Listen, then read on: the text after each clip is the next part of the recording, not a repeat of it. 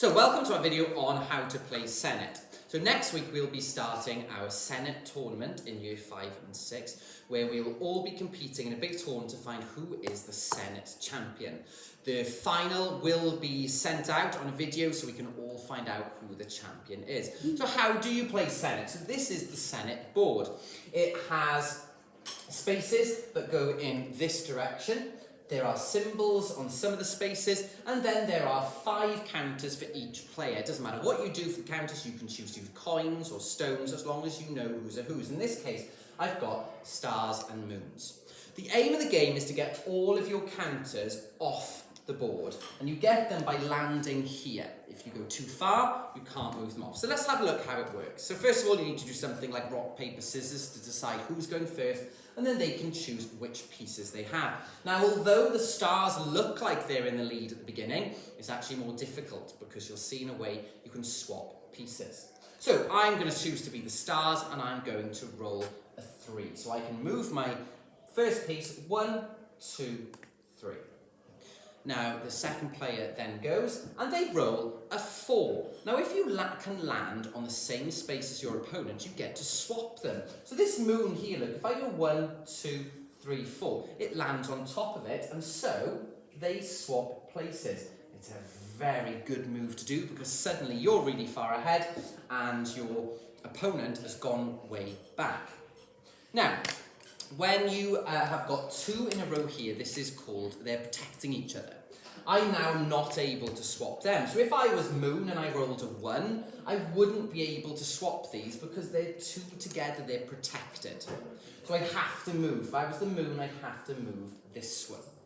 If later on in the game, I've got 3 in a row, this forms a wall. And in the wall, you cannot jump over. So even if I rolled a 6, this one wouldn't be able to jump over the wall. I'd have to move something else. Sometimes you might find that you can't have a go. So what are these symbols for? Well, this symbol doesn't do anything first of all, so we're going to ignore that one for now and we'll come back to it later.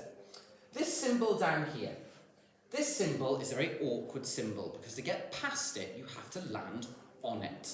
So for example, if I am in this space here, to get past that space, I have to roll a 1.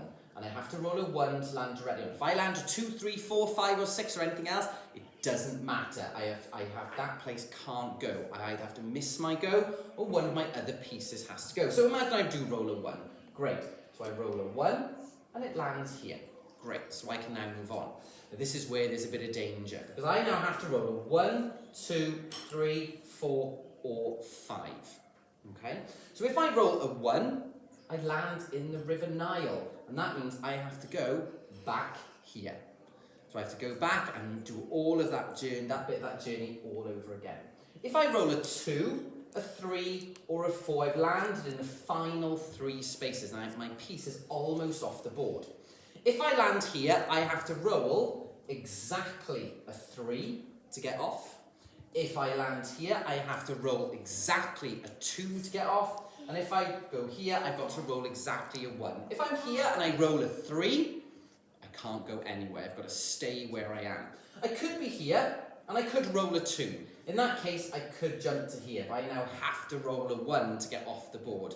So it's a good idea if you've got ones here, try and get them off quickly rather than move your earlier ones because otherwise they might all get stuck there.